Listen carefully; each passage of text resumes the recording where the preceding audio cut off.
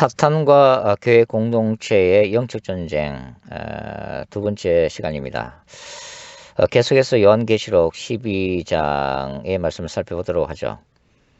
12장 6절 말씀을 먼저 읽어보겠습니다. 그 여자가 광야로 도망하며 거기서 1260일 동안 그를 양육하기 위하여 하나님께서 예비하신 곳이 있더라. 이 구절에서의 여자, 이 광야로 도망가는 이 여자는 계시록 12장 1절부터 5절까지 나타나 있는 여자와는 분명히 다른 개념입니다. 1절에서 5절에 나타나는 여자는 구약 이스라엘의 남은 자들, 그냥 통상적으로 우리가 이스라엘, 구약의 이스라엘이라고 그냥 말을 하고 있는데요. 이스라엘을 의미하고 있지만 6절에서의 여자는 문맥상 주님의 참된 교회, 즉 그리스도 안에서 구원을 받고 거듭난 신자들인 교회 공동체를 말하고 있습니다. 이러한 차이점에도 불구하고 사도 요한은 동일하게 여자라는 같은 단어로 표현하고 있습니다. 그 이유가 있죠. 왜냐하면 구약의 이스라엘이 메시아이신 예수 그리스도 사건을 통해서 교회 공동체와 하나로 연결되어 있기 때문입니다. 다시 말해서 구약의 이스라엘은 그리스도 안에서 신약의 영적 이스라엘인 신자들과 하나로 결합되어 있다는 것입니다. 즉 유대교와 기독교는 분명히 서로 다른 공동체임에도 불구하고 기독교의 뿌리가 유대교에 그 기반을 두고 있다는 것은 분명한 사실이죠. 종말론적인 관점에서 요한이 보기에는 구약적 이스라엘의 완성은 신약적 교회 공동체를 통해서 이루어집니다. 이것은 크게 두 가지 사실에 의해서 지지를 받고 있는데요. 첫 번째는 계시록 21장에 나와 있는 새 예루살렘 성에 대한 요한의 증언입니다. 요한계시록 21장 12절부터 14절에는 이렇게 기록되어 있죠. 크고 높은 성곽이 있고 12문이 있는데 문에 12천사가 있고 그 문들 위에 이름을 썼으니 이스라엘의 자손 12지파의 이름들이라. 동쪽의 세문, 북쪽의 세문, 남쪽의 세문, 서쪽의 세문이니 그 성의 성곽에는 12기초석이 있고 그 위에는 어린 양의 12사도의 12이름이 있더라.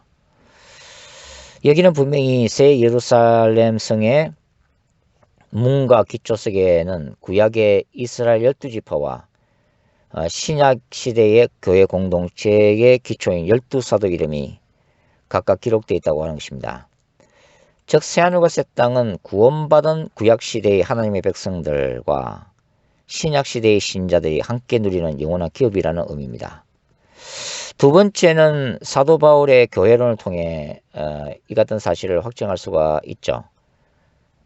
바울 신학의 보석이라고 불리는 에베소서는 1세기 사도였던 바울의 핵심적인 교회론을 언급하고 있습니다.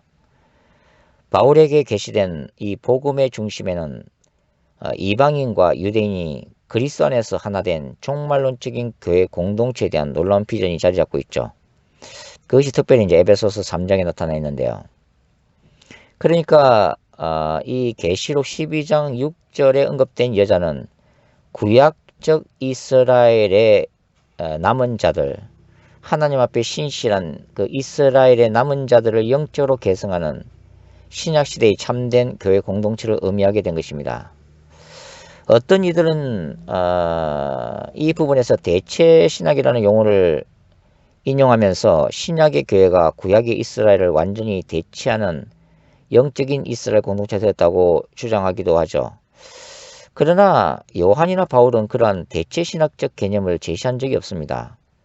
주님이 의도하시는 신약적 교회의 완성은 유대인과 이방인이 그리스도 안에서 완전한 통합되는 공동체라고 하는 것입니다.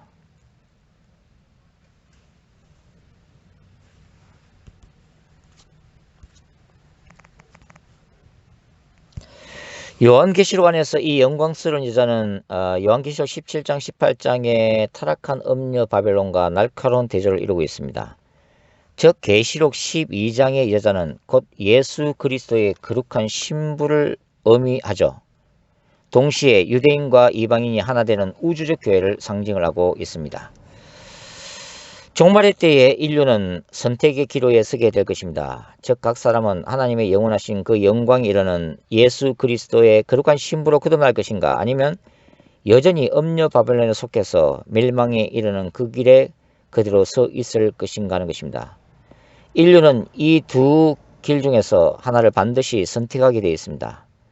어느 누구에도 중간지대는 존재하지 않죠. 요한계시록에 따르면 인류는 오직 두 종류의 인간들, 즉 하늘에 속한 사람들과 땅에 거하는 사람들 뿐임을 말해주고 있기 때문입니다. 예수 그리스도의 복음은 복음을 모르는 세상과 복음을 거부한 불신자들은 은밀한 의미에서 말하면 사탄의 공격의 대상이 될 수가 없습니다. 그들은 영적으로 이미 사탄의 노예 상태로 떨어졌기 때문이죠. 그러나 교회 공동체는 다릅니다. 예수 그리스도 안에서 새롭게 탄생된 신약의 교회 공동체는 구약의 여자가 보여준 그 아름다운 영광 안에 거하지만 사탄의 집중적인 공격의 대상이 됩니다. 본문에서 광야는 일부 종말론자들이 주장하는 신자들이 환란기에 안전하게 그 시기를 보낼 수 있는 어떤 특정한 장소가 아닙니다. 이 광야는 출애굽한 이스라엘이 하나님의 보호하에 통과한 광야의 시기처럼 예수 그리스도의 출현부터 재림 직전까지 교회 공동체가 경험하는 박해 역사를 대변하면서 동시에 하나님의 기적적인 보호를 경험하는 상징적 장소로 나타나고 있습니다. 따라서 본문에 나오는 1260일 또한 문자적인 의미에서의 실질적인 3년 6개월을 의미하는 것이 아닙니다. 이 기간은 전 교회 시대를 묵시적 또는 상징적으로 표현하고 있습니다. 계시록 12장의 구조와 문맥으로 볼 때 이 6절의 1260일은 14절에 나오는 한때, 두때, 반때와 동일한 교회 시대를 의미하고 있습니다. 저는 계시록 11장 3절에 두 증인이 예언하는 기간인 1260일 또한 전 환란기로 추정되는 하나님이 정하신 일정한 짧은 기간으로 해석해야 한다고 믿는 사람입니다. 그리고 계시록 13장 5절에 적 그리스도의 박해 기간인 42개월 또한 하나님이 정하신 후 환란기에 극히 짧은 기간으로 해석해야 하죠.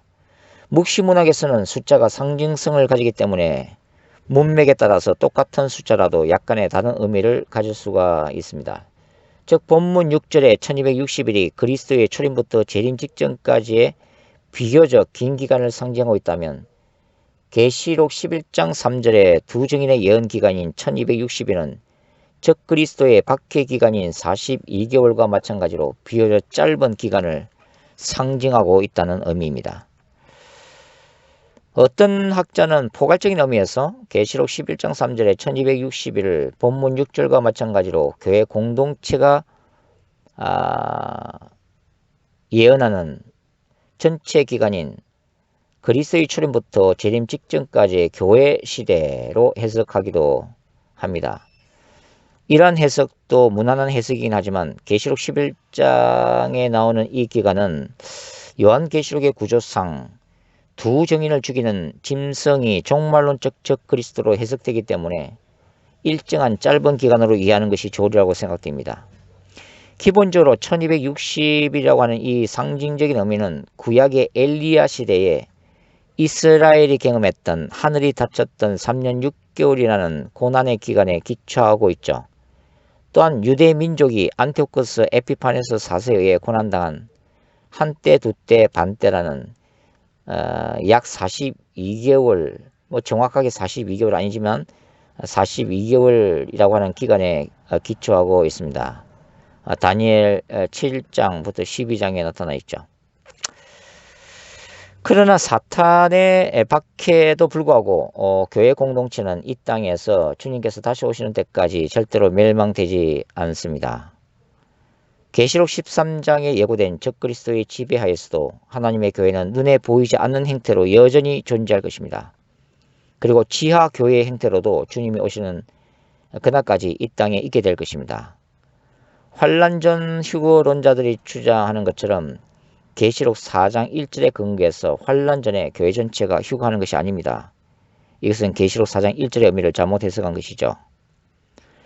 하나님은 교회 공동체를 끝까지 그분의 능력으로 보호하실 것입니다. 그것이 계시록 12장에 광야에서 여자를 보호하시는 하나님의 은혜죠.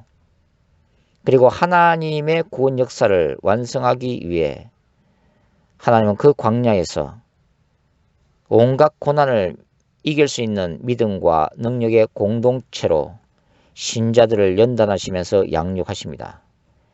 따라서 참된 교회 공동체는 구원받은 하나님의 신실한 백성들로서 사탄에게는 두려운 존재가 되는 것입니다. 왜냐하면 거룩하신 하나님의 영광과 능력이 신실한 종말론적 교회 공동체를 통해 세상에 드러나고 그러한 교회들을 통해 선포되는 복음의 능력 때문에 사탄의 견고한 진이 무너지기 때문이죠. 따라서 지옥의 문 앞에 서 있는 수많은 죽어가는 영혼들이 바로 참된 그리고 능력 있는 교회 공동체를 통해서 천국으로 인도되어집니다. 그럼에도 불구하고 오늘날 우리의 냉엄한 현실은 어떨까요? 신자된 우리의 모습을 보면 너무나 나약하기 짝이 없습니다. 현대 교회들은 힘을 잃고 무너져 가고 있죠. 대형 교회는 어떤가요? 돈과 권력과 섹스 때문에 타락하고 있습니다. 작은 교회들은 작은 교회대로 재정 문제 때문에 그리고 일할 일꾼이 없어서 비틀거리고 있죠. 성령의 능력이 어디 있을까요? 하나님의 임재가 어디 있습니까? 그것이 정말 안타까운 거죠. 바울이 에베소서에서 노래했던 교회의 능력과 영광은 어디로 갔을까요? 엘리야처럼 하나님 앞에서 무너진 야훼 제단을 다시 수축하고 부흥의 불을 내릴 하나님의 교회는 어디 있을까요? 따라서 주님 앞에서 이제는 하늘로부터 부어질 긍휼과 은혜를 다시 구할 때라고 생각합니다. 갈급함과 간절함으로 바로 하늘에서 오는 능력, 하나님의 불을 구할 때입니다. 우리의 힘으로는 상처투성인 교회 공동체를 일으킬 수도 없고 세상을 구원할 수 있는 능력 있는 공동체로 설 수도 없기 때문입니다. 우리는 오늘날 무너져 내리는 많은 교회들의 열악한 상황 속에서도 악의 권세가 점점 커져가는 현실 속에서도 절망감과 무력감으로 가득 차 있는 신자들의 현실 속에서도 하나님께서 여전히 일하고 계심을 믿습니다. 광야에서 여자를 양육하신 것처럼 주님께서는 여전히 하나님의 나라를 확장할 수 있는 마지막 때의 교회들을 지금도 준비하시죠. 동시에 그리스도의 다시 오심을 위해 투쟁할 수 있는 거룩한 하나님의 군대를 예비하고 계심을 우리는 확신합니다. 이제 요한은 삽입된 6절에 대한 더 구체적인 내용을 계시록 12장 13절부터 16절에 걸쳐서 기록을 하고 있습니다. 바로 용과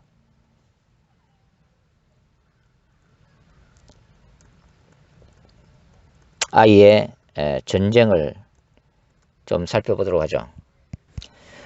요한계시록 12장 7절부터 12절까지는 바로 이제 하늘에서 일어나고 있는 미카엘과 사탄 용의 영적인 차원에서의 전쟁을 다루고 있습니다.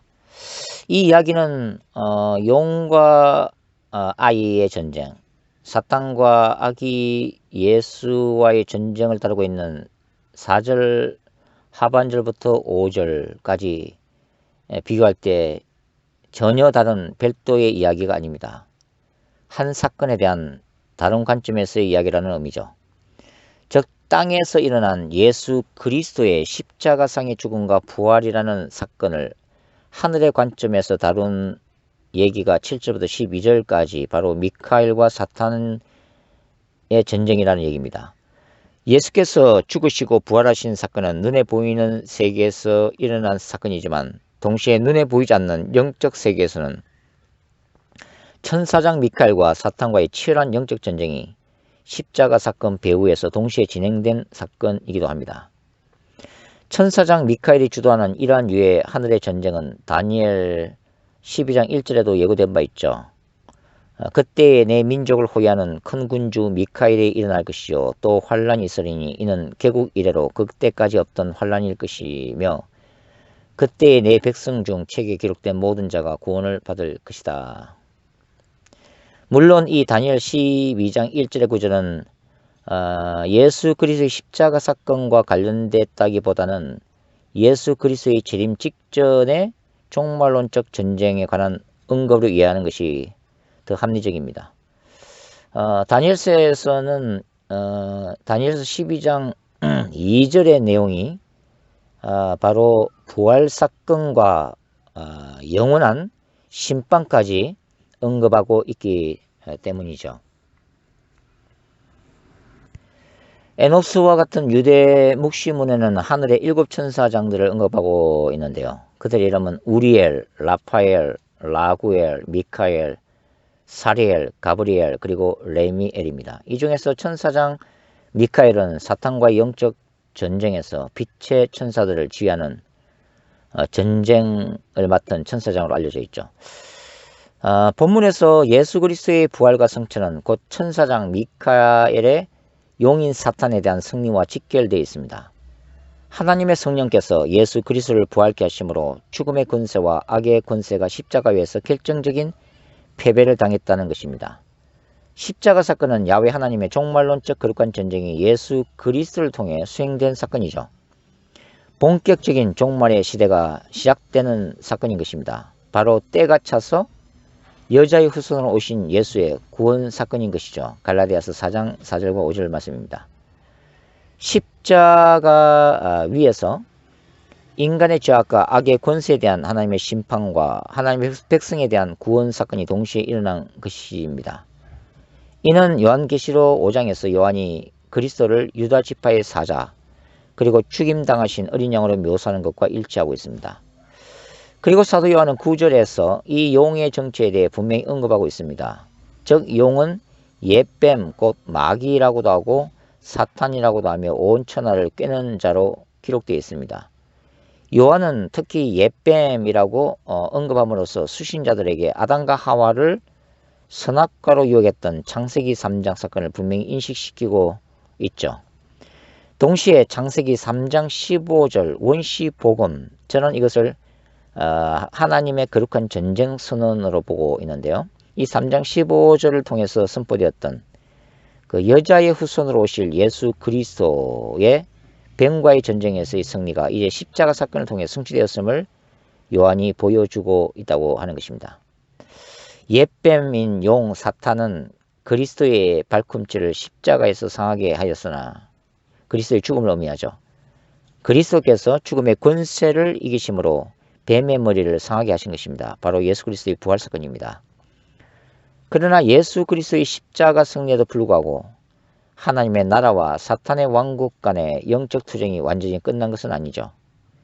사탄과 악의 권세 그리고 인간의 죄악과 죽음이 주님이 다시 오시는 그날까지 여전히 이 세상에 존재하기 때문입니다.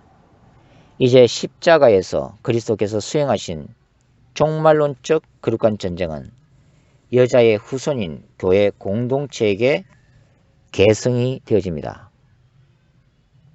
따라서 교회는 주님이 재림하시는 최후 승리의 그날까지 하나님의 나라를 위해서 바로 이 용 사탄과의 투쟁을 계속해야만 하는 영적 전쟁 공동체로 요한계시록은 강조를 하고 있다고 하는 거죠.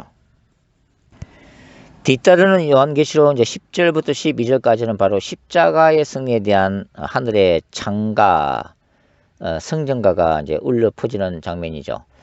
내가 또 들으니 하늘에 큰 음성이 있어 이르되 이제 우리 하나님의 구원과 능력과 나라와 또 그의 그리스도의 권세가 나타났으니 우리 형제들을 참수하던 자 곧 우리 하나님 앞에서 밤낮 참수하던 자가 쫓겨났고 또 우리 형제들이 어린 양의 피와 자기들이 증언하는 말씀으로서 그를 이겼으니 그들은 죽기까지 자기들의 생명을 아끼지 아니하였도다. 그러므로 하늘과 그 가운데에 거하는 자들은 즐거워하라. 그러나 땅과 바다는 화 있을지인저 이는 마귀가 자기의 때가 얼마 남지 않은 줄을 알므로 크게 분내어 너에게 내려갔음이라 하더라. 요한계시록 11장 15절부터 18절이 궁극적으로 이루어질 그 하나님의 나라에 대한 종말론적 찬양이라면, 본문은 십자가 사건에서의 승리에 대한 하나의 신학적 평가라고 볼 수 있겠습니다. 한때는 하나님의 보호자 앞에 서서 하나님의 백성들을 참수한 바가 있는 마귀, 즉 사탄은 이제 십자가 사건으로 하늘에서 완전히 쫓겨난 존재가 됩니다. 하나님의 뜻이 하늘에서 이루어지게 된 것이죠. 더 나아가 이 용 사탄은 십자가 사건의 그 결과로 하늘에서 땅으로 추방되었을 뿐만 아니라 반복적인 요한계시록의 구조로 보면 무저갱 속에 감금된 상태가 되었다는 것입니다. 이것이 이제 요한계시록 20장 3절에 나타나 있죠. 이것은 천년왕국설을 어떤 관점에서 해석하는가에 따라서 달리 해석될 수도 있는 부분이지만 저는 같은 구조로 보고 있습니다. 그리고 장차 예수께서 재림하신 후에 사탄은 영원한 불못에 던져지는 마지막 심판을 받게 될 것입니다. 이때가 하늘에서 이룬 하나님의 뜻이 땅에서도 완전히 이루어지는 바로 카이로스의 시점인 것이죠. 계시록 12장에 기록된 이 구절, 이 본문을 읽을 때 이 편지의 수신자들인 소아시아 7교회들은 자신들이 로마 제국으로부터 박해를 받을 수밖에 없었던 그 영적인 이유와 함께 순교하기까지 왜 믿음을 끝까지 지켜야만 하는 것인지 그 의문에 대한 신학적 답변을 사도 요한을 통해서 발견할 수 있었을 것입니다. 몸은 죽여도 그 영혼을 죽일 수 없는 사탄과 로마 제국이라고 하는 세상 권세를 두려워하지 말아야 할 타당한 이유를 발견할 수 있었다고 하는 거죠. 신자들이 비록 세상에서는 환난을 당하나 담대해야 될 이유, 바로 주님께서 세상을 이기셨기 때문입니다. 초대교회 이후 기독교 2000년의 역사 동안 참된 신자들은 어린 양의 피와 자기들이 정언하는 말씀으로서 용을 이기고, 신자들은 죽기까지 자기들의 생명을 아끼지 아니하였습니다. 즉 그리스도께서 십자가에서 이루신 승리가 모든 신자들이 그들의 삶 가운데 승리할 수 있는 그 근거가 되었다는 것이죠. 초대교회 공동체는 주 300년간 로마 황제들에 의해서 대대적인 박해를 받았죠. 그리고 중세기에 때는 카톨릭 교황권에 의해서 마녀 사냥이나 종교 재판의 이름으로 참된 신자들이 숱한 순교의 피를 흘리기까지 그리스도의 증인으로서 참된 믿음을 지킨 역사였습니다. 우리가 예수 그리스도의 참된 증인으로서 진리에 바로 서 있을 때 주 안에서의 능력과 권세는 바로 우리의 것이 되죠. 그리고 우리는 우리의 공로가 아닌 그리스도의 보혈의 공로를 의지해서 사탄과 모든 악한 사회적 정치적 권세들을 이겨낼 수가 있는 것입니다. 요한은 특히 본문에서 하늘과 그 가운데 거하는 신자들과 땅과 바다에 거하는 불신자들을 날카롭게 대조시키고 있습니다. 그리고 신명기 28장에서 모세가 선포했던 복과 저주선을 두 종류의 사람들에게 종말론적으로 다시 적용시키고 있음을 알 수가 있습니다. 즉 순교하기까지 주님께 충성하다가 주님의 보호자 앞에 이미 서 있는 신자들은 복이 있다는 것입니다. 그러나 상대적으로, 대조적으로 땅과 바다, 즉 회개치 않고 여전히 사탄의 통치하에 그 다스림 밑에 있는 불신 세상은 사탄의 무서운 공격과 하나님의 저주의 발 앞에 있다고 하는 거죠. 즉 야훼 하나님의 거룩한 전쟁의 대상이 된다는 것입니다. 자신의 때가 얼마 남지 않은 사실을 잘 알고 있는 사탄의 마지막 발악과 임박한 하나님의 심판이 불신자들을 기다리고 있기 때문이죠. 그래서 12절에 이렇게 기록되어 있죠. 그러나 땅과 바다는 화 있을진저 이는 마귀가 자기의 때가 얼마 남지 않은 줄 알므로 크게 분내어 너에게 내려갔음이라 하더라. 이미 요한계시록 9장 기록되어 있는 바와 같이 그리스도의 재림 직전에 사탄은 무저갱으로부터 풀려나와 지옥의 군대를 이끌면서 악령들은 지구 전체를 장악하게 될 것입니다. 하나님께서 사탄에게 허락하신 남은 기간은 상징적인 후 3년 반으로 사탄은 한 사람의 영혼이라도 더 지옥으로 보내기 위해 적그리스도를 통해 마지막 몸부림을 치게 될 것이 예상됩니다. 이러한 사탄의 종말론적 미혹과 공격의 대상에는 당연히 교회 공동체도 포함되죠. 왜냐하면 예수 그리스도는 사탄이 감히 직접적으로 대적할 수 있는 상대가 아니기 때문입니다. 따라서 교회는 영적으로는 이미 하늘의 보좌에 앉아 있지만 육적으로는 세상적 고난과 박해를 피할 수가 없으며 사탄은 예수에 의해 십자가에 패배당한 그 정오심과 적대감을 여자에게, 교회에게, 하나님의 자녀인 신자들에게 적 그리스도를 통해 퍼부을 것이 예상되고 있다고 하는 것입니다. 마지막 시대의 교회는 바로 이러한 냉엄한 현실 앞에 직면해 있습니다. 이런 이유 때문에 죄악과 악의 권세가 세상을 지배하는 어둠의 시대 한복판에서 교회는 다시 깨어나야 하고 죽어가는 영혼들을 구원해야 할 거룩한 종말론적 사명 앞에 신자들은 지금 서 있는 것입니다.